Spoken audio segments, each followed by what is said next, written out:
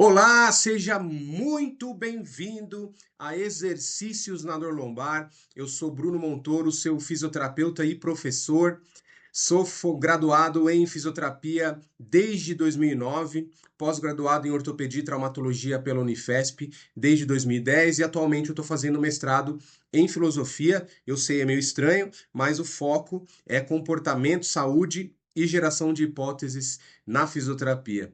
E na aula de hoje a gente vai conversar sobre mitos da dor lombar para te ajudar a desenvolver um melhor raciocínio na sua tomada de decisão quando você estiver lidando com pacientes com dor lombar primária, né, que são aqueles famosos pacientes que a gente chamava de dor lombar inespecífica, hoje a literatura tem chamado de dor lombar primária, ou seja, a gente não consegue achar uma causa para esse tipo de paciente. Não que não tenha associações, mas a gente não consegue achar uma causa específica para esse tipo de paciente, né? Quando a gente fala de dor lombar, a gente está falando sobre uma dor que está caracterizada por tensão muscular ou rigidez, normalmente naquela região, né, entre as margens inferiores das costelas e a região do bumbum ali, né, entre a 12ª costela e a crista ilíaca, né? Incapacidade está muito associada à dor lombar, né? De acordo com a classificação internacional, a CIF, né, a Classificação Internacional de Funcionalidade, Incapacidade e Saúde da OMS, a incapacidade normalmente ela é utilizada como um termo genérico para cobrir três aspectos gerais da saúde de uma pessoa, né? Cobrir as funções e estruturas corporais, cobrir as limitações de atividade e cobrir as restrições de participação, né? Então, como eu estava falando para vocês, já comecei falando sobre isso, inclusive, né? A dor lombar, a incapacidade está associada à dor lombar e a dor lombar é uma das principais causas de incapacidade de longo prazo na maioria dos países do mundo, né? O impacto econômico relacionado à dor lombar é comparável a outras condições que a gente costuma considerar muito mais graves, né? Outras condições de alto custo, como problemas cardiovasculares, câncer, saúde mental, doenças autoimunes, né? Existem algumas projeções na literatura que indicam que até 2050, cerca de 843 milhões de pessoas serão afetadas pela dor lombar em todo o mundo, representando um aumento de 36,4% em relação a 2020. O que eu quero dizer com isso? Eu quero dizer que, independente do número de tratamentos estarem surgindo, né, a dor lombar continua aumentando em todo mundo. Isso é bastante preocupante para a gente, né?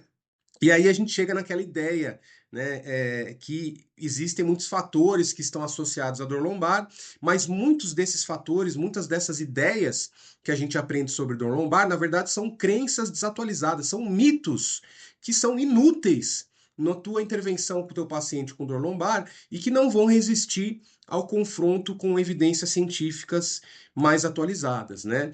Essas crenças, esses mitos desatualizados sobre a dor lombar, eles estão associados a maiores níveis de dor, a maiores níveis de incapacidade, a afastamento no trabalho, ao excesso de uso de medicamentos, né? E maior busca por cuidados de saúde.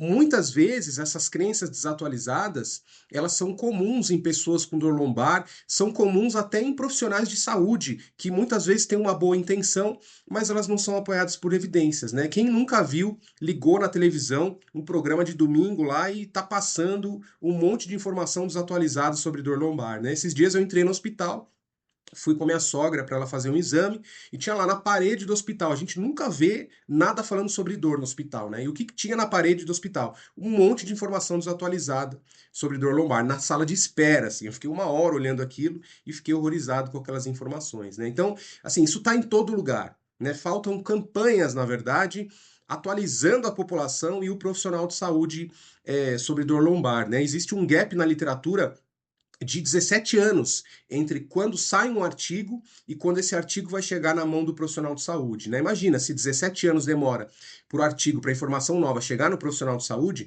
imagina quanto tempo não demora para isso chegar na população em geral, né? Então, esse é o objetivo dessa aula, a gente atualizar você em relação a essas crenças, a essas informações, a esses mitos que estão desatualizados, né? Então, nosso primeiro mito, nossa primeira crença, a dor lombar é sempre uma condição médica grave, né? Algum paciente seu já deve ter ouvido falar isso em algum momento, se não você, né? Se você já sofreu com dor lombar, já deve ter ouvido falar isso em algum ponto da sua vida. E a gente sabe que durante muito tempo a dor lombar ela foi apresentada como um sinal de dano grave, né? Como uma fragilidade muito grande, uma incapacidade permanente, né? Quem nunca ouviu aquele médico, infelizmente, né? E muitas vezes um fisioterapeuta também falando para o paciente que ele vai ficar numa cadeira de rodas se ele não se tratar. Né? Então a informação vem pesada para esse paciente, querendo dizer assim: nossa, isso aqui é uma coisa muito grave. Se você não se tratar, tu vai usar uma muleta, tu vai ficar numa cadeira de rodas, você não vai voltar a andar, né? É informação que está desatualizada. Então, isso acaba facilitando para a gente entender porque muitos pacientes, porque muitas pessoas acabam enxergando um problema na coluna como uma questão a ser corrigida, né? Então, essa crença de que a dor lombar significa um dano grave, ela pode alterar a forma como as pessoas interpretam os sintomas delas, né? Como as pessoas interpretam os movimentos, como elas interpretam as suas possibilidades de função. Porque se ela acha que ela está com um problema tão grave a ponto dela ficar numa cadeira de rodas, cara, a primeira coisa que eu pensaria é melhor eu não me mexer, porque senão vai quebrar, né? Então, o primeiro fato que a gente vem trazer para você e desconstruir essa crença é que a dor lombar não é uma condição médica grave que ameace a vida, né? Então, a dor lombar, quando ela é persistente, quando a gente está falando da dor lombar primária, ela pode ser assustadora, ela pode ser incapacitante, ela provavelmente ela vai ser angustiante, mas raramente ela vai ser perigosa ao ponto de ameaçar a vida, né? Então, comparando, por exemplo, com câncer, entendeu? É muito improvável que uma pessoa que tenha dor lombar primária termine em uma cadeira de rodas, tá? Segunda crença, segundo mito, a dor lombar ela está sempre relacionada a danos nos tecidos, então está associada à primeira crença. Você vê que a segunda não deixa de ser um aprofundamento dessa primeira crença, né? Eu peço desculpas aqui se você tiver menos do que 30 anos, é provável que você não conheça esse senhor que está na tela. Ele era uma pessoa muito famosa na televisão, que ele tinha uma frase muito interessante, que ele falava assim: isso não existe, o famoso Padre Quevedo, né? E eu trouxe o Padre Quevedo para ilustrar aqui para gente que quando a gente fala minha coluna está fora do lugar, né? Uma subluxação está causando a dor na minha coluna, uma alteração no comprimento das pernas, assimetrias pélvicas estão causando a minha dor na coluna, né? De acordo com a literatura científica atual, isso não existe quando a gente está falando de dor lombar primária. Então, não existe evidência alguma de que a dor lombar primária, a dor lombar inespecífica, seja causada por um osso, uma articulação fora do lugar, uma pelve desalinhada, né? Então, a dor lombar primária não é causado por algo fora do lugar. Se o teu paciente tem alguma coisa fora do lugar, é isso aqui que vai acontecer com ele. Então a gente não está falando de dor lombar primária, a gente está falando de uma fratura, de um acidente, de uma coisa que é muito grave. Aí sim, né? Mas quando a gente está falando de dor lombar primária, ela não é causada por algo fora do lugar, né? E a famosa terapia manual, né? Porque tá ligado.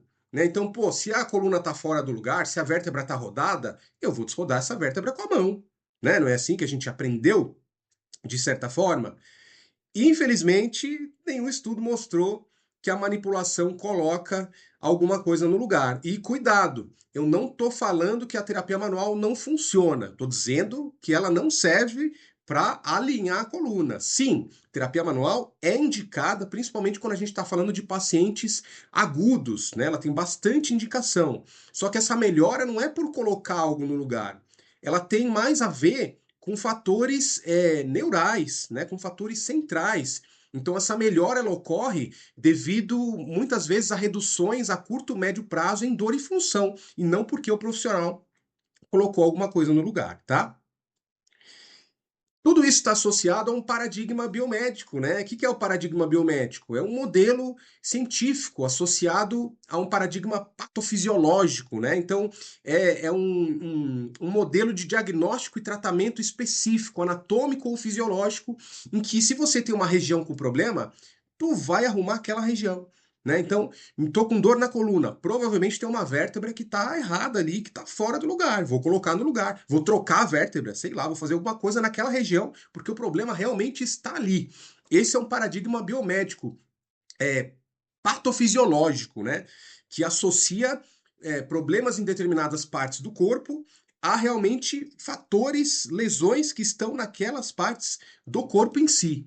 Né? Só que esse paradigma biomédico ele falha muito quando a gente fala de dor lombar persistente, porque a gente não consegue alcançar um diagnóstico específico. É muito difícil fazer isso e muitas vezes é impossível. Né? A maioria dos pacientes com dor lombar, e aí eu estou falando a maioria de todos os pacientes com dor lombar, eles não possuem condições patológicas bem caracterizadas, ou seja, a gente não consegue apontar uma causa específica para esses pacientes. Né? Então, se eu não consigo apontar uma causa específica, é difícil você ter um tratamento específico para aquela condição. Né? Então, os tratamentos acabam sendo não vinculados a esse diagnóstico patoanatômico. Né?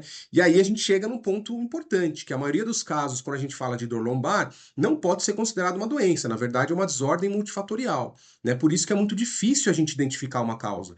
Quando a gente fala de dor lombar, a gente precisa considerar um paradigma não só biológico, biomédico, a gente precisa considerar um paradigma biopsicossocial. Bio, tem biológico lá, só que também a gente considera os fatores psicológicos e a gente considera os fatores sociais. Hoje tem autores que incluem nisso, inclusive, fatores culturais, né? Outros fatores mais complexos ainda. Então, o modelo biopsicossocial, ele postula que a dor e a incapacidade são fenômenos multidimensionais, né, resultantes de diversas interações dinâmicas entre fatores biológicos, psicológicos e sociais que vão se influenciar reciprocamente. Por isso que é muito difícil você achar um início, um ponto causal, né, porque tem muitos mecanismos envolvidos. Olha isso, cara.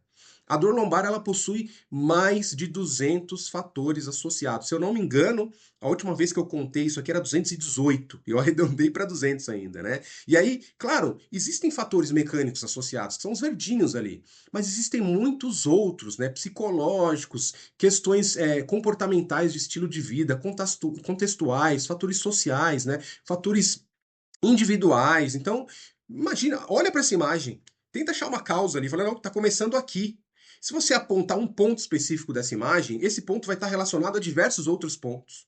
Né? Então, esse é um artigo muito famoso de 2019 que trouxe essa ideia para a gente, geral. Né? Então, acho que ficou claro para você por que a gente não consegue falar que existe um fator mecânico causando a dor lombar primária, a dor lombar inespecífica, né? Porque você vai esbarrar em diversos fatores. Não significa que todo paciente com dor lombar tem todos esses fatores, não é isso.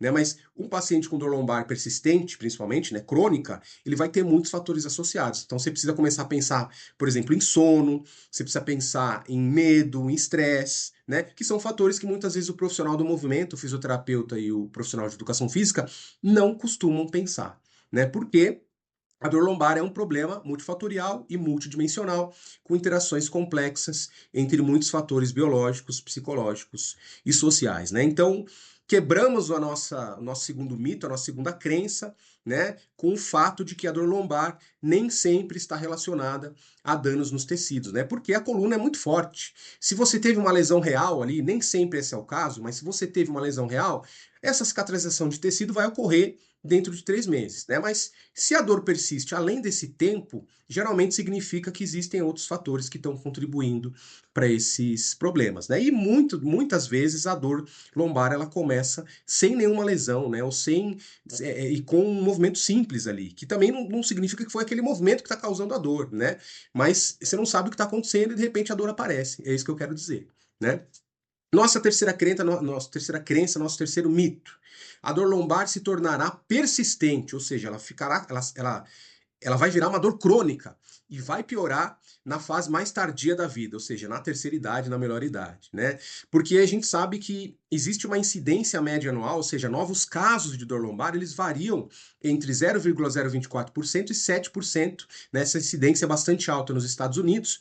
Existe uma taxa de incidência no Brasil, padronizada por idade, que em 2021 foi de 3.873,61 a cada 100 mil habitantes, o que representou um aumento de 19,97% em relação a 1990, ou seja, essa incidência aumentou no Brasil, né? A incidência de dor lombar no Brasil é maior em mulheres do que em homens, aumenta com a idade e atinge um pico na faixa etária acima de 70 anos. Então, estou querendo dizer que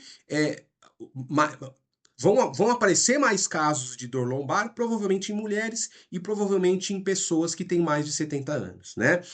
Em 2020, aproximadamente 619 milhões de pessoas foram afetadas pela dor lombar em todo o mundo, representando um aumento de 60,4% em relação a 1990. Eu estou falando de prevalência aqui, né? Então, do que aconteceu naquele momento específico. E a prevalência de dor lombar também é maior em mulheres, também é maior em pessoas idosas, né? E aqui também entra obesidade. Pessoas com obesidade mórbida também têm uma prevalência maior de dor lombar. E aí você pensa assim, pô, mas então realmente, né? Mulheres, pessoas mais idosas, elas vão ter mais dor lombar. Não é isso que eu estou dizendo. Eu estou dizendo que a incidência e a prevalência de dor lombar realmente aumentam com a idade. Mas isso não significa que todo idoso e toda mulher vai ter dor lombar. Entendeu a diferença? Então não é porque ela aumenta com a idade, que acontece mais em mulheres, que todo mundo vai ter. E aí a nossa crença, o nosso mito é: chegou na terceira idade vai ter dor lombar. Veja a diferença, não é isso que eu estou falando, né? Existe um risco, mas o risco não significa que todo mundo vai ter, né? Então, quando você fala para um paciente seu de terceira idade, né? Você já atende ele achando que ele tem dor lombar, por exemplo, isso é uma falácia. Ou até quando você induz ele a achar que ele tem dor lombar, né? Apesar de a gente saber que é um fator de risco, você não vai ficar falando para todo mundo, ó, cuidado, você vai ter dor lombar, hein? Você pode ter dor lombar, porque isso é um nocebo, você pode estar gerando uma expectativa negativa. Para que você vai levar essa informação? A mesma coisa chegar para todo mundo e falar, ó, você pode ter câncer, hein? Na terceira idade. Para que eu vou fazer isso? Vou gerar medo na pessoa, né? Então a gente precisa lidar, aprender a lidar de outras formas na hora de conversar com os nossos pacientes, né? E aí, essa é uma informação que eu adoraria passar no Jornal Nacional, por isso que eu humildemente me coloquei na bancada do Jornal Nacional para falar sobre isso, né? Que a maioria dos episódios de dor na coluna, de dor aguda na coluna, tem um prognóstico excelente. A dor na coluna ela pode melhorar sozinha, inclusive. Você já parou para pensar nisso? Né, que muitas vezes você começa a atender o paciente agudo e esse paciente agudo ele poderia melhorar sem a sua intervenção. Eu acho que essa informação ela traz uma humildade para a nossa intervenção quando a gente fala de dor aguda, porque muitas vezes o profissional de saúde, o profissional do movimento, seja ele um médico, um fisioterapeuta, um profissional de educação física, ele se coloca muito como um salvador, né? E quando a gente entende que a dor lombar pode melhorar sozinha nas 2 primeiras semanas após um episódio agudo de dor, né? Você começa a pensar, opa, será que realmente foi a minha terapia manual que fez o paciente melhorar? Ou ele melhoraria sozinho? Né? Quando a gente entende que a maioria dos episódios de dor lombar aguda melhora sozinho, dentro de 6 semanas, a gente pensa isso de novo, né? 85% das pessoas se recuperam completamente aos 3 meses. Menos de 5% das pessoas desenvolvem problemas persistentes e debilitantes. Quando eu falo de 85%, eu estou falando de história natural da doença. Não existe uma história natural da gripe, né? 7 dias para você passar por isso. A gripe e o resfriado, sempre confundo gripe com resfriado. Mas você entendeu o que eu estou falando, né? Então existe um período de 7 dias para você passar por essa gripe ou por esse resfriado, né? Ou seja, ele melhora.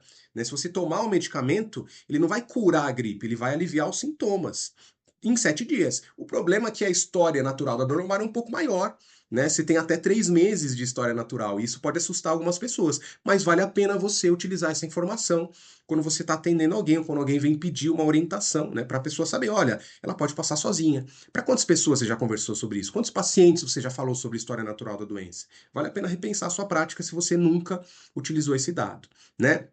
Infelizmente, quando a gente fala de dor lombar crônica, esse prognóstico acaba sendo menos favorável, né? Os pacientes com dor lombar persistente e dor lombar crônica, eles apresentam níveis elevados de dor e de incapacidade com pequenas melhorias, com melhorias mínimas ao longo do tempo. E aí a gente tem vários fatores associados, né, à transição da dor lombar aguda para dor lombar persistente, para dor lombar crônica, né? Cuidado, não estou falando que esses fatores aqui causam a dor lombar. Eu estou falando que esses fatores, em um indivíduo que já tem dor lombar aguda, eles podem favorecer a cronicidade, eles podem fazer com que o indivíduo vire um paciente com dor lombar crônica. Né? Então, a presença de dor generalizada, a incapacidade, somatização, alta intensidade da dor, longa duração da dor, níveis elevados de depressão ou ansiedade, presta atenção nisso, né?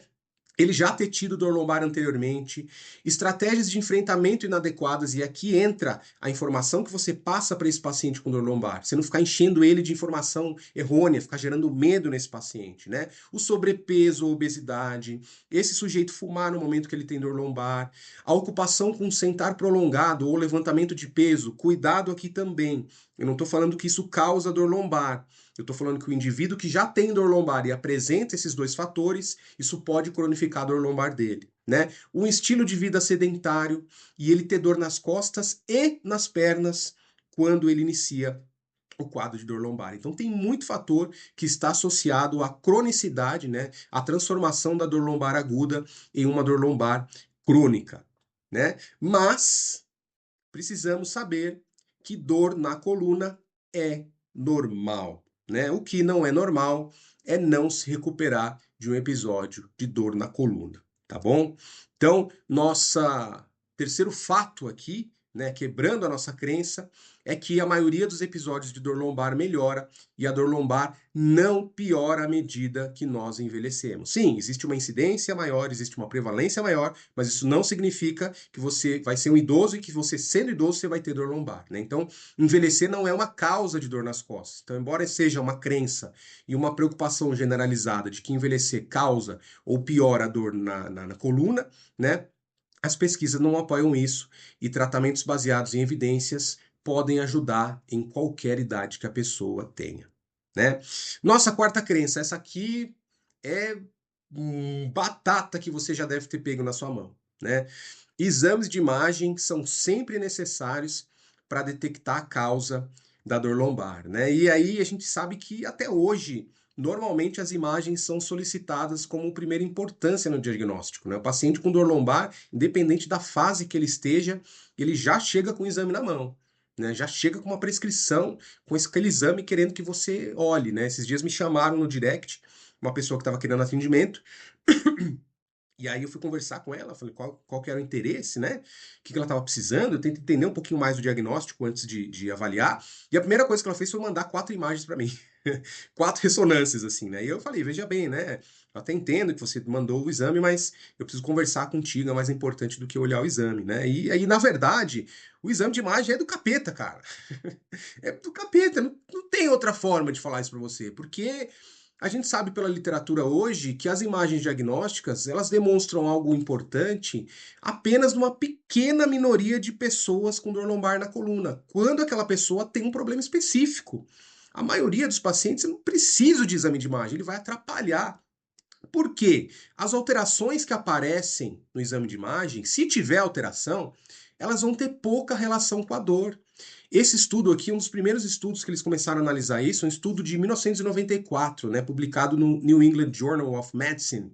Eles analisaram ressonâncias magnéticas de 98 pessoas sem dor lombar. Sem dor lombar.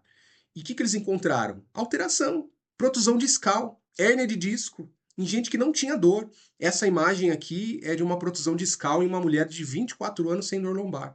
Imagina, tu pega esse exame e fala, tu tá morrendo de dor? Eu falo, não, né? Não faz sentido isso, né? Então, apenas 36% dessa população tinham discos normais em todos os níveis, né? 36% são 98, vamos arredondar para 100. Então, aproximadamente 36 pessoas de 100 tinham disco normal. Caraca, mais de 60 pessoas tinham alguma alteração, né? E não tinha dor lombar, cara. Entre os assintomáticos, 52% apresentavam abaulamento em pelo menos um nível. 27% tinham protusão. 1% tinha extrusão. 38% tinham anormalidade em mais de um disco. Além disso, apareceram outras anormalidades, outras alterações, né? Nódulos de Chinorl, defeitos anulares, artropatia facetária, né? Então, é normal, né? E aí, pô, Bruno, artigo de 94, mas a gente tem revisões mais atuais, né? Uma revisão sistemática de 2015, com 3.110 indivíduos assintomáticos também demonstrou prevalências crescentes com a idade. A degeneração discal variou de 37% aos 20 anos a 96% aos 80 anos. Estou falando de gente sem sintoma, né? O abalamento discal variou de 30% aos 20 anos a 84% aos 80 anos. A protusão discal variou de 29% aos 20 anos a 43% aos 80 anos, e as fissuras anulares variou de 19% aos 20 anos a 29% aos 80 anos. Aí você pega esse dado e pensa assim, bom, o idoso realmente tem uma prevalência maior de dor lombar, uma incidência maior. É isso que está causando? Não, a gente já falou que não, né? Na verdade, a gente considera essas alterações como se fosse um fator associado ao envelhecimento. Saca quando você tem uma verruga e aparece? Tu não diz que toda verruga significa um problemão. Tem muita gente que fica careca quando vai envelhecendo. Eu, infelizmente, já tô ficando careca. Infelizmente não, tô acostumado, já não tô nem aí, né? Então, eu posso dizer que todo mundo que vai envelhecer vai ficar careca? Não posso, é a mesma coisa. Eu não posso dizer que todo mundo que vai envelhecer vai ter dor, mesmo que aquele indivíduo tenha uma alteração visível ali, né? Então, essas alterações são rugas internas, entendeu? É isso que eu quero dizer para você. Essas alterações degenerativas na ressonância magnética são muito comuns em pessoas que não têm dor lombar e funcionam como rugas internas do envelhecimento, né? Embora a associação geral existe uma pequena associação, né, entre achados de imagem e dor lombar. Só que essa associação ela é fraca e inconsistente, né? Algumas evidências recentes, elas demonstram que certos achados de ressonância magnética, sim, apresentam associações mais robustas quando a gente fala de contextos específicos, né? Quando a gente está falando de subgrupos, principalmente, né? Principalmente quando a gente considera fator como idade, localização anatômica, presença de múltiplas alterações degenerativas, né? Então, em pessoas com menos de 50 anos, alguns achados de ressonância magnética realmente demonstram associações razoavelmente fortes com dor lombar. Quando eu falo associação, não estou falando que está causando, eu estou falando que eles caminham junto. Né? Então, mudanças de MODIC, tipo um abaulamento discal, extrusão discal, espondilólise. Claro, você já deve ter atendido um paciente com uma hérnia de disco, que tinha uma dor irradiada, que passava do nível de joelho, que tinha fraqueza de perna. Tu ia provavelmente achar um exame alterado nesse sujeito, e realmente está associado. Né? O problema é que a interpretação dessas associações, né, o que limita a interpretação dessas associações é que muitos desses achados também são comuns em pessoas assintomáticas. Então eu não posso falar que todo sujeito que tem uma extrusão tem dor. E aí, mesmo aquele sujeito que chega com uma extrusão e dor, eu não posso ter certeza que realmente é aquilo que está causando a dor dele, entendeu? Sem outro tipo de análise daquele indivíduo, né? Então, isso significa que, embora a presença desses achados aumenta a probabilidade, o que é diferente de falar de causa, então, embora a presença desses achados aumenta a probabilidade de dor lombar em um nível populacional, a sua presença num paciente individual, naquele seu cliente, naquele seu paciente, não estabelece causalidade e nem prediz necessariamente os sintomas que esse paciente vai ter. Então, existe uma associação entre exames de imagem e dor lombar, só que ela é complexa, inconsistente e clinicamente limitada. Por quê? Porque depende do contexto. Varia conforme a idade, varia conforme o nível da coluna, varia conforme o tipo específico do achado, varia conforme a presença de múltiplos achados, né? Ela muitas vezes ela é estatisticamente significativa, mas clinicamente ela não vale a pena de ser considerada. Ela é clinicamente limitada, né? Muitas associações elas são estatisticamente significativas, mas tem uma magnitude de efeito tão pequena que não é clinicamente útil para você considerar ela como um achado importante na tua avaliação, por exemplo. Né? Não é universal, então 30% das pessoas com dor lombar persistente crônica não vão apresentar degeneração significativa na ressonância magnética e muitas pessoas sem dor têm achados degenerativos extensos, né? Então você vai ter gente com dor lombar crônica que não tem achado nenhum e tem gente sem dor que tem bastante achado, né? Então é muito difícil você olhar isso de forma universal. Ela não prediz, né? Então a imagem não consegue predizer quem vai melhorar ou quem vai piorar de forma clinicamente significativa. E aí tu já pega aquele paciente que chega com o exame falando, caraca, olha o tamanho da minha hernia, vai piorar muito minha dor. Não, cuidado. Né? Se a gente precisa educar o nosso paciente em relação a isso. Ela não melhora desfechos, né? A realização da imagem não melhora os desfechos dos pacientes. Não significa que ele ter uma imagem melhor, ele vai estar melhor ao longo do tempo, entendeu? É isso que eu quero dizer, tá? Além disso, ele pode ter, e realmente isso está associado, né? Mas existe uma taxa de regressão espontânea, porque tem aquele paciente que fica com aquele exame para sempre, né? É uma fotografia o exame de imagem.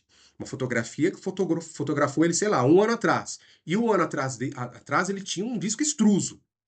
Só que passou um ano, pode ser que aquele disco tenha sido reabsorvido.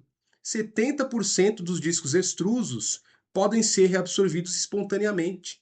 Olha que loucura isso, né? E o paciente muitas vezes ele não sabe disso, né? 96% dos discos sequestrados podem ser reabsorvidos, né? Existe uma taxa de resolução total da hérnia de disco em 43% para discos sequestrados e 15% para discos extrusos. Então a gente precisaria passar essa informação para o paciente, para ele saber que muitas vezes ele está validando a dor dele com uma coisa que talvez nem exista mais, né? E aí, pô, não precisa nem fazer exame, entendeu? Mas se for esse tipo de pessoa, ela vai fazer o exame e às vezes ela vai encontrar lá, ó, não tem mais, né? Mas nem vale a pena, para quê? Outro exame, né? Vai que encontra alguma coisinha ainda, né? Mas para quê? Né? Então, mesmo que ele tenha, né, um disco extruso, talvez esse disco tenha sido reabsorvido. Tá? Quanto maior essa hérnia, melhor. Não imagina você falar para o paciente: ó, eu tenho uma hérnia enorme. Que bom que estava enorme essa hérnia, né? Não é isso. Mas assim, quanto maior, mais fácil de ser reabsorvido. Né? Então, o tempo de reabsorção espontânea de hérnias de disco lombares é de 8,7 meses. Né? Então, é uma história natural muito grande. Talvez essa informação valha a pena você passar para o teu paciente. Até 76% das hérnias apresentam reabsorção parcial ou completa em um ano, né? Então, quanto maior essa hérnia ou mais sequestrada, ela está mais associada à reabsorção rápida, né? O maior volume basal de herniação está associado a uma reabsorção mais rápida. Um maior volume herniado no início é preditor de reabsorção precoce, né? Então, são dados que valem a pena a gente conversar com o nosso paciente para diminuir o medo dele da hérnia, né? Então, a hérnia não é o fim do mundo, né? Teu corpo, ele tem formas de lidar com essa hérnia, né? Então, a nossa conclusão aqui é que a decisão de solicitar exame de imagem deve se basear, por exemplo, se o paciente ele apresenta uma bandeira vermelha, né? Aquele sinal que eu falei para vocês, pô, ele tem uma dor que corre, que passa abaixo do nível do joelho, ele tem fraqueza no membro inferior, ele não consegue levantar o pé, ele está com diminuição de sensibilidade. Opa,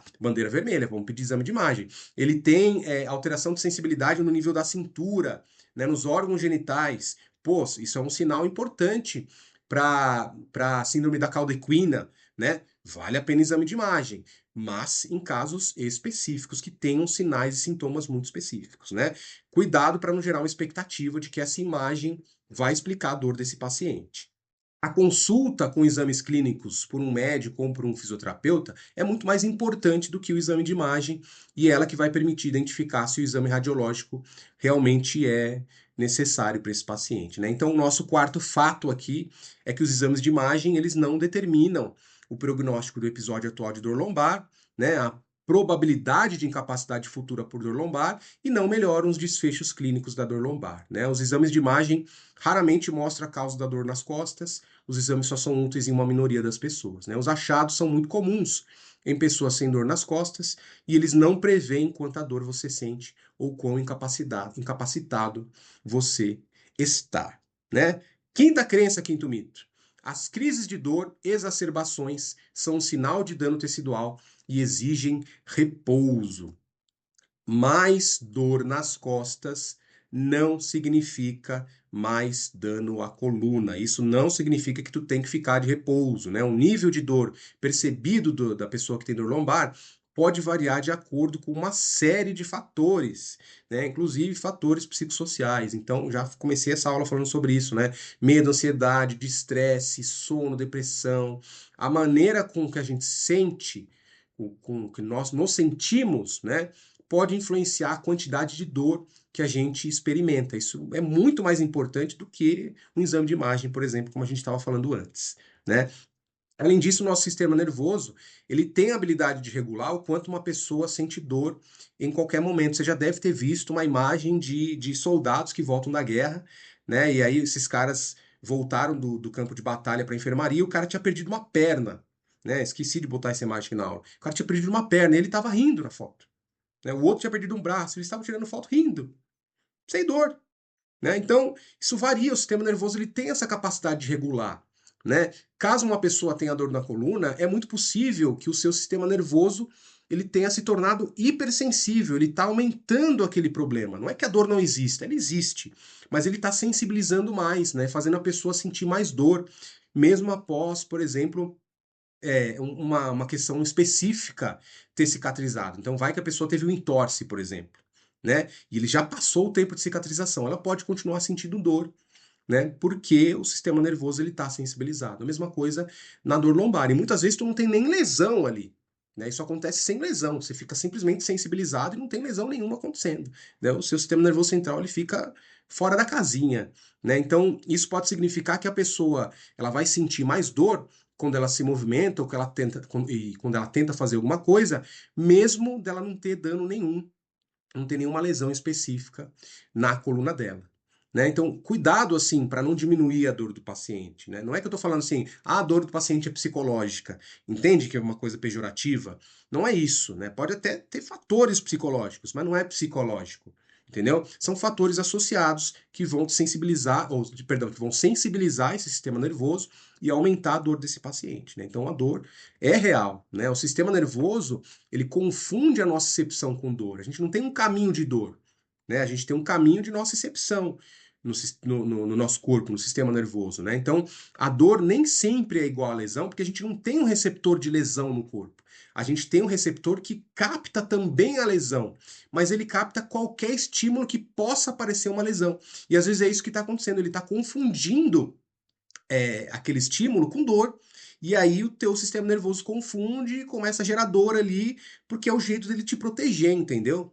E aí, ao longo do tempo, a gente sabe que quanto mais tempo se sofre com dor lombar, menos essa dor lombar está associada a fatores locais, ou seja, a fatores que estão na coluna, e mais ela está associada a fatores centrais. Mais ela está associada, por exemplo, a uma sensibilização do sistema nervoso central, e não a algo que está ali na coluna realmente do seu paciente. Né?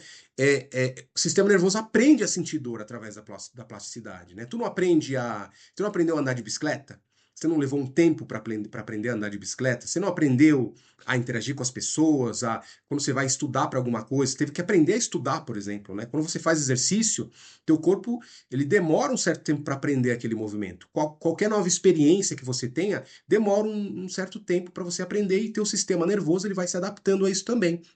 A mesma coisa acontece com a dor, né? Com as emoções. Quanto mais tempo a gente sente algo, mais a gente vai se acostumando com aquele algo, né? E aí isso pode ser um fator que vai favorecer essa dor a ficar presente no teu paciente por um longo tempo, né? E finalizando, a gente começou falando sobre isso, o repouso não vai ajudar, cara, vai ajudar muito pouco, em casos assim raros, né? Quanto mais tempo a pessoa passar na cama devido à dor na coluna, maior a probabilidade dela sentir dor, né? Ela vai aumentar o nível de dor, ela vai aumentar a incapacidade física, ela vai ter uma recuperação menos favorável, ela vai se afastar do trabalho porque ela está com dor, e aí isso vai afetar os fatores sociais e ela pode ter dor por mais tempo, né? Então o repouso ele não é indicado para dor lombar. Nosso quinto fato, então, né?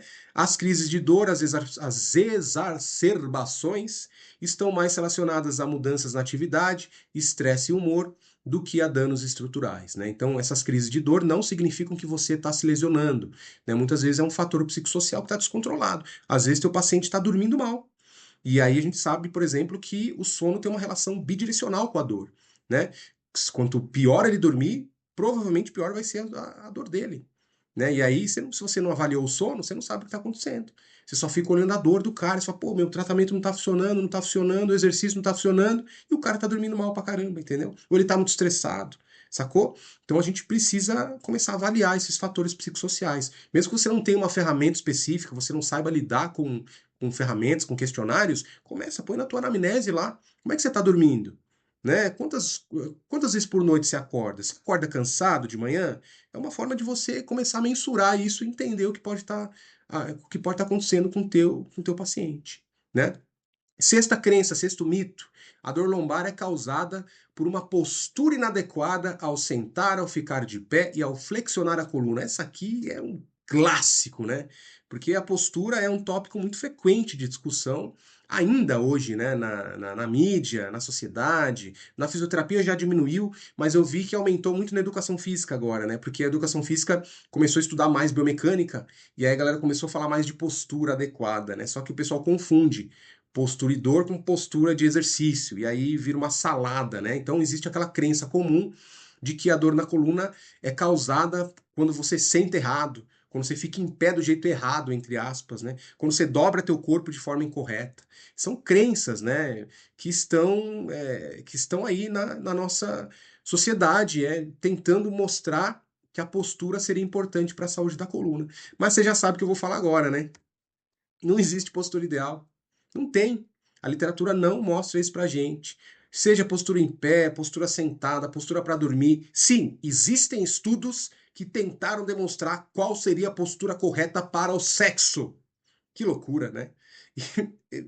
Enfim, postura de qualquer tipo, né? Não existe postura ideal, cara.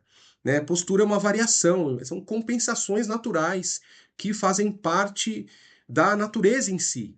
Né? A mesma coisa vale para a postura sentada. Não tem assim uma postura ideal. Né? Saiu um ponto de vista muito interessante, acho que é de 2019, trazendo esses mitos em relação à postura sentada. Né? Na verdade, o que a gente pensa é o que falta na postura sentada é a variação do sujeito, né? E o medo dele não conseguir ter uma postura ideal. Isso está mais associado do que simplesmente ele não conseguir sentar de forma correta. Inclusive, a forma que é apontada como a mais correta, deixa eu aproveitar aqui e dar uma mexida aqui.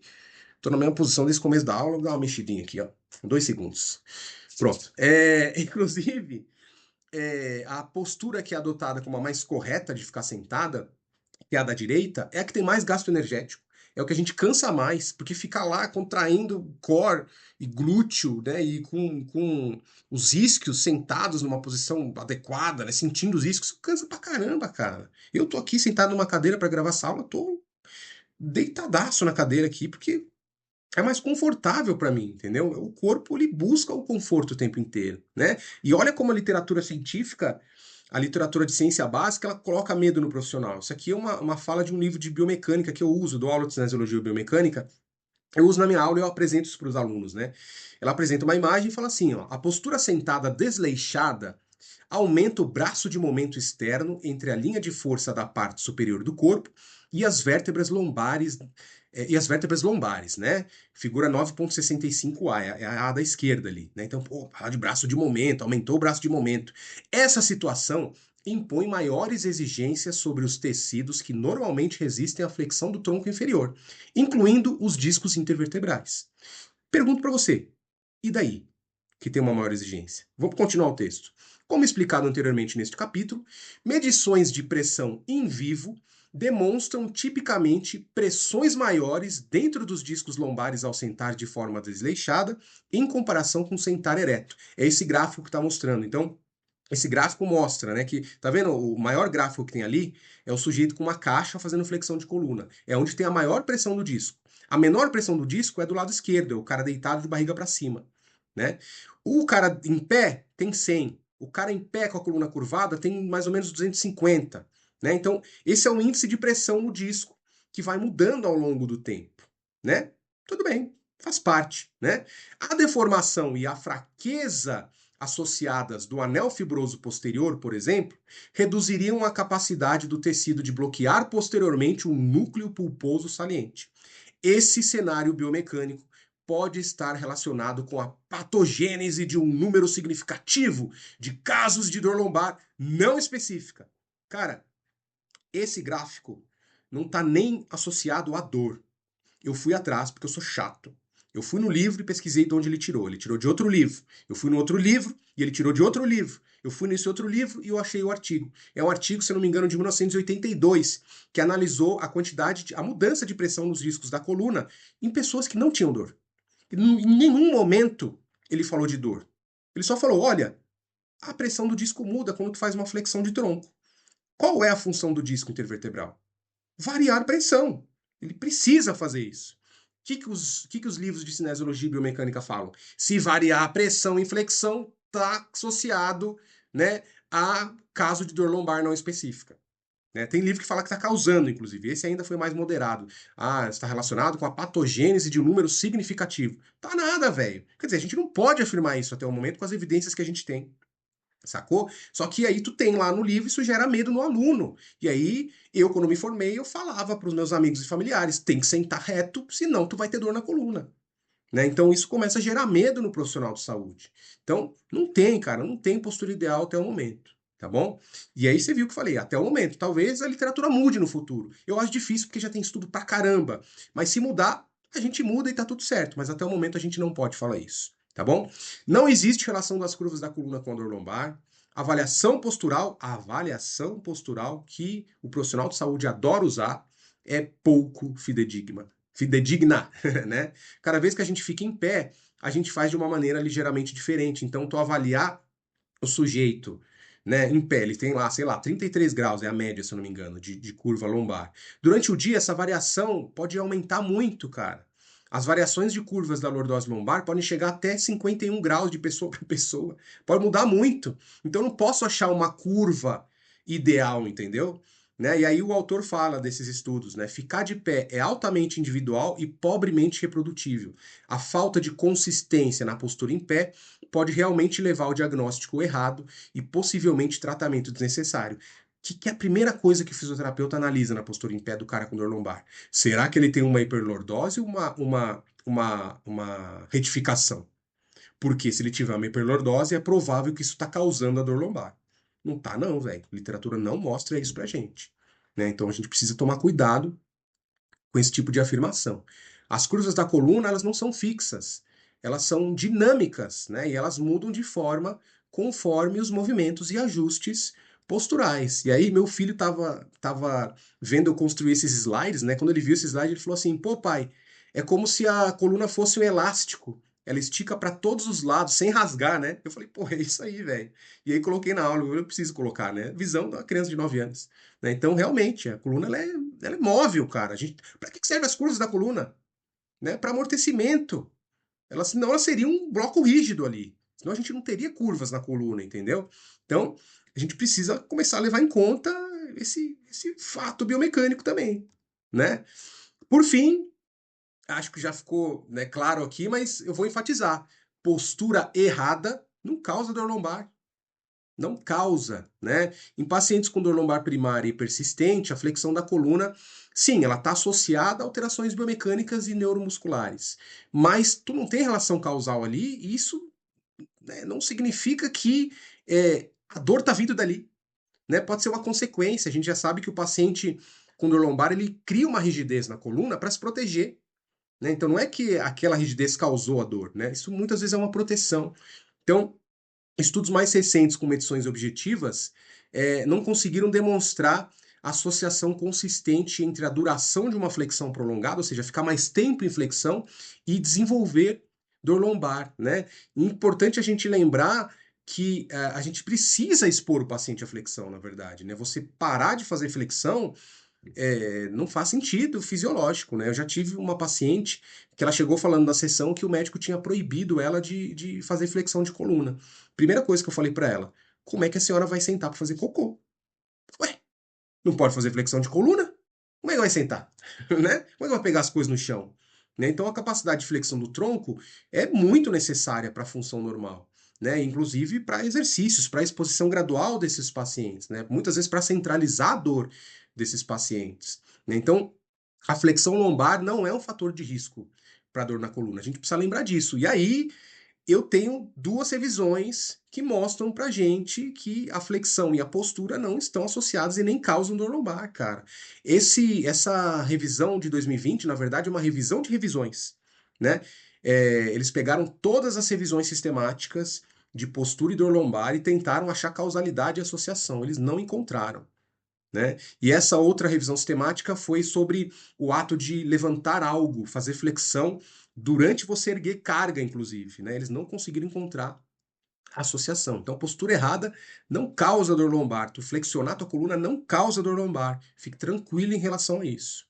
Tá bom? Então, é isso, nosso fato, né? A postura da coluna ao sentar, ficar em pé e fazer flexão não vai prever a dor lombar ou a sua persistência. A dor na coluna não é causada por uma postura inadequada. A forma como a gente senta, fica em pé, como a gente dobra a nossa coluna, né? Não causa dor nas costas, mesmo que essas atividades possam ser dolorosas. É seguro relaxar.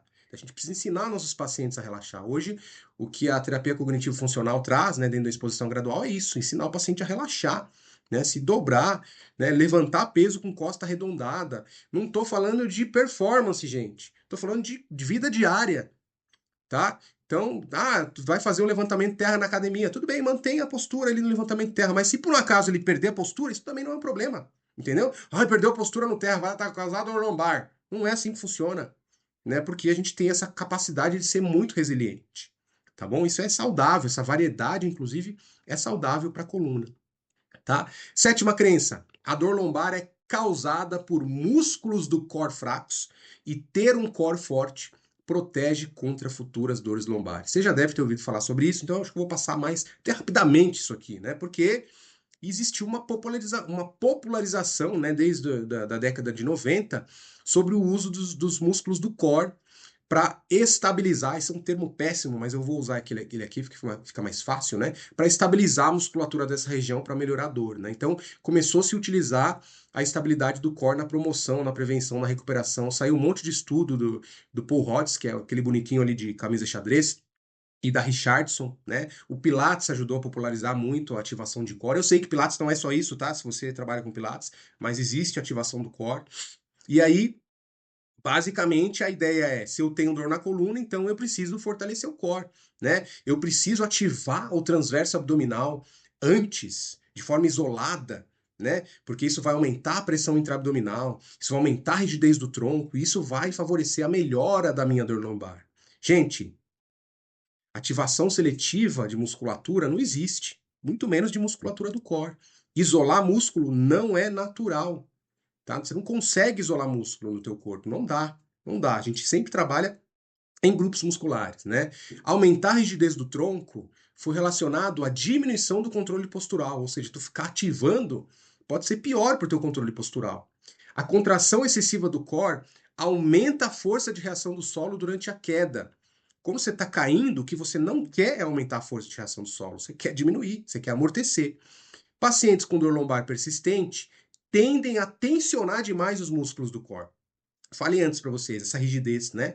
E esse treino excessivo do core, ele pode desviar o foco terapêutico para longe dos problemas reais do indivíduo, né? Cadê a referência? Estou falando tirando da minha cabeça? Não. É tudo isso. É tudo isso.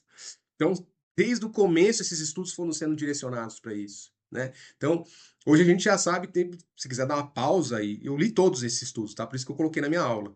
Se você quiser dar uma pausa, tirar um print e ler todos eles, você vai chegar a essa mesma conclusão, né? Que essa ideia, todas essas ideias em relação à ativação do core para prevenção e tratamento da dor lombar, elas são inadequadas, tá bom? Inclusive, a gente sabe que os exercícios de ativação do core, beleza, podem ser utilizados, mas eles são tão bons quanto quaisquer outros tipos de exercício na dor lombar, né? E hoje a gente já sabe que tem paciente que não vai ser interessante, né? Por exemplo, se ele tiver uma rigidez muito grande. Saiu um estudo atual do Nemesiá e da Lulunx, acho que é assim o sobrenome dela, que eles mostraram que quando você ativa, né, o core, isso não é muito interessante, você não melhora a incapacidade do paciente, né? Então tem um paciente que você não precisa ativar, né? Mas se quiser, a literatura fala que é mais ou menos tudo a mesma coisa, ativar ou não ativar, meio que dá na mesma, né? Então, nosso sétimo fato, um core fraco não causa dor lombar e algumas pessoas com dor lombar realmente tendem a tensionar excessivamente os músculos do core, o que pode não ser muito interessante, né? Então, a dor nas costas não é causada por um core fraco, na verdade. As pessoas com dor nas costas frequentemente tensionam os músculos do core como uma resposta protetora, como eu estava falando para vocês antes, né? Para você antes. Embora seja bom manter os músculos do tronco fortes, como qualquer outro músculo do corpo, bem importante falar sobre isso, também é útil relaxar eles quando não são necessários. Imagina tu ficar o dia inteiro contraindo bíceps. Tem gente que fica o dia inteiro botando a barriga para dentro, cara. Imagina ficar o dia inteiro contraindo zigomática, né? Zigomática. Não faz sentido. O orbicular da boca, o dia inteiro. Cara, entendeu? É um absurdo, né? Pra você entender que não faz sentido tu ficar contraindo o músculo o dia inteiro. Contrair glúteo o dia inteiro, né? Tinha uma professora minha da graduação que falava: meninas, andem contraindo os glúteos, que é mais elegante, vocês ativam glúteo. Ela parou de fazer isso. Mas entendeu? Não faz sentido, velho, quando a gente começa a olhar em outra perspectiva, né? Pare de ficar pedindo para todos os seus pacientes com dor lombar ativar a core, tá? Crença oitava. Oitava crença, né? O mito.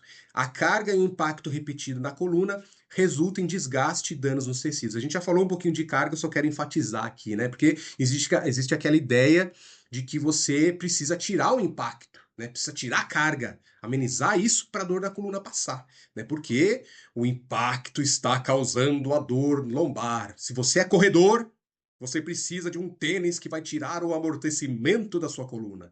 Cara, não. A coluna vertebral responde à carga, a carga gradual.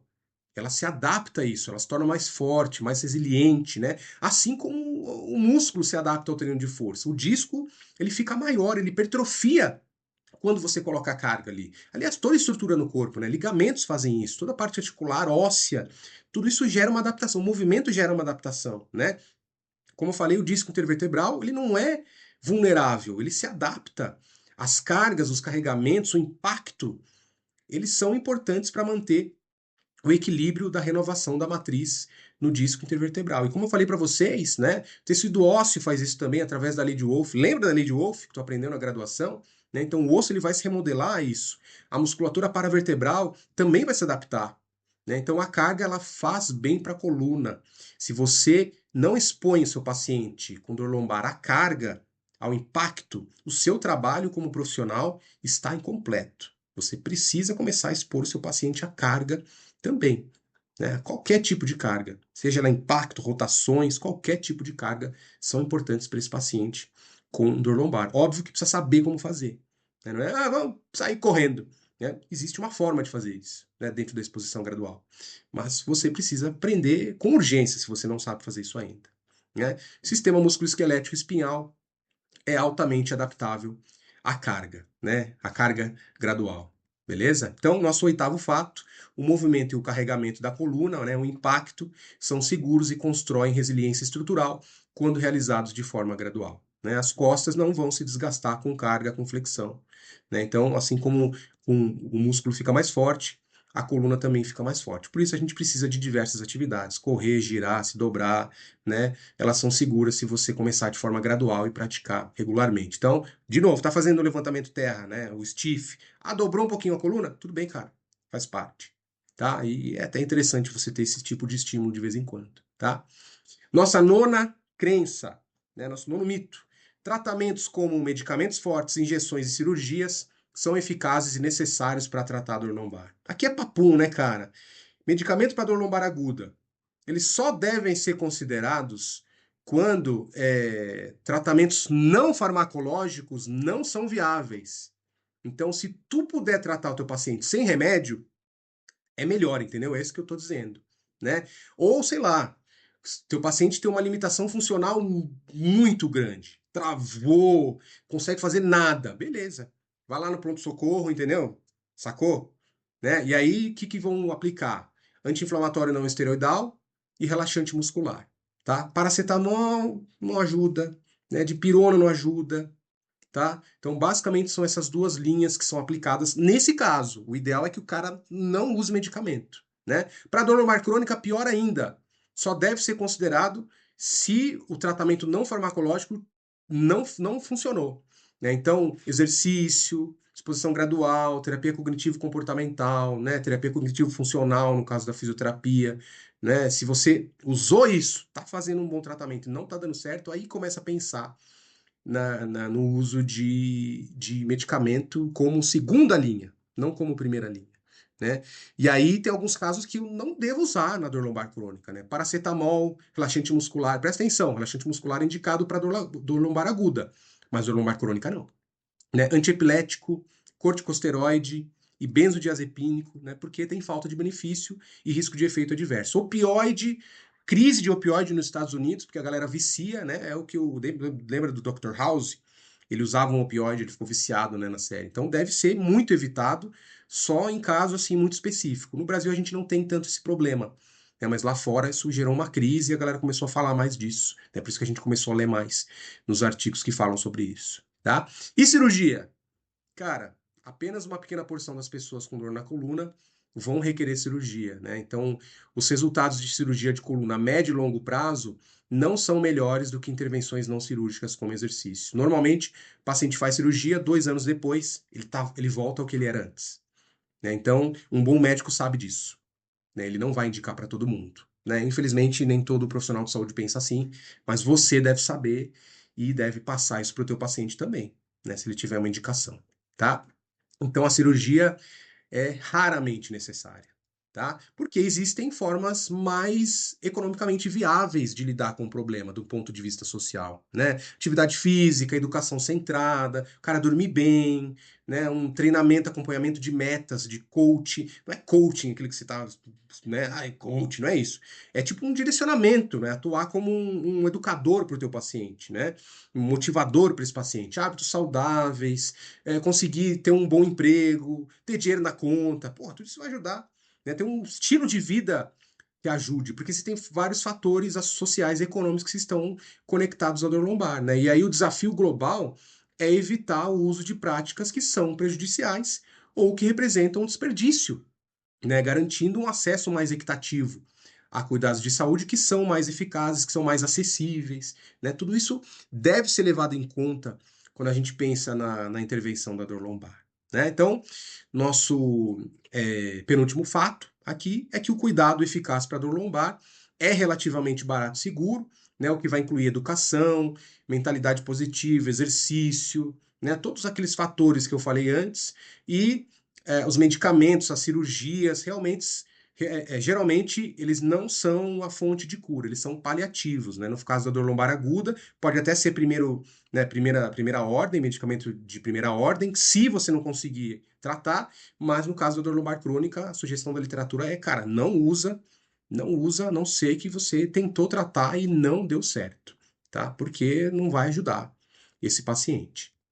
Por último, nossa última crença, nosso último mito, é que a dor relacionada ao exercício e ao movimento é sempre um aviso de que um dano está sendo causado à coluna e um sinal para parar ou modificar a atividade. Você já sabe o que eu vou falar aqui, né?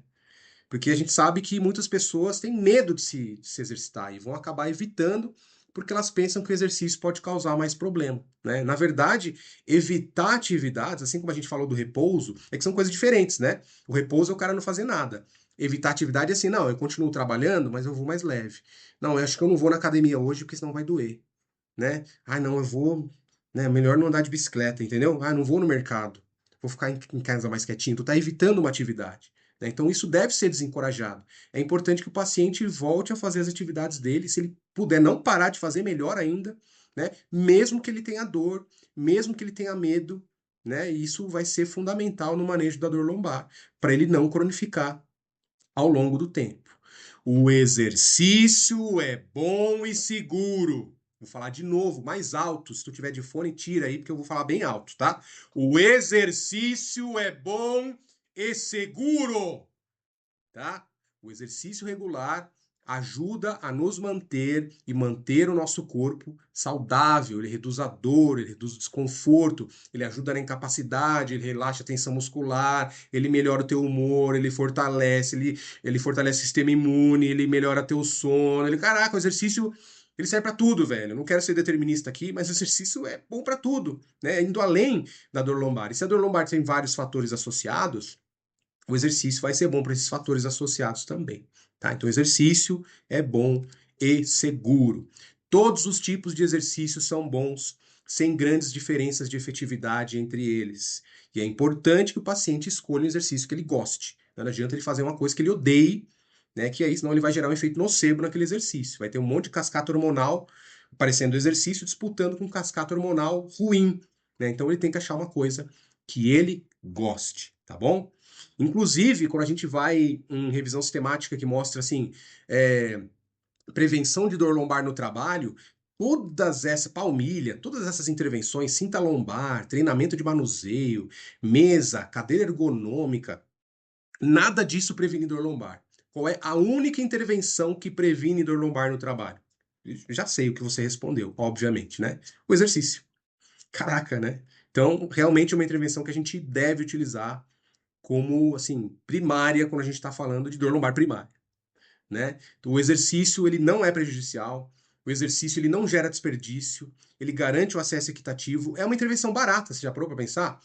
Ah, você não precisa ter uma academia para passar exercício para o teu paciente. Tu pode fazer em qualquer lugar, se você souber prescrever, tu consegue prescrever no banheiro da casa de uma pessoa. É sério isso. Tô falando brincando, mas é sério. Você consegue prescrever em qualquer lugar, cara. Porque é barato, só precisa do corpo para fazer. Né? Claro que equipamentos vão ajudar, de certa forma, mas é barato, né? Então, vale a pena a gente pensar, se você ainda não atua com exercício, você precisa de forma urgente, começar a atuar. Né? Nosso último fato, então, o exercício gradual e o movimento em todas as direções são seguros e saudáveis para a coluna.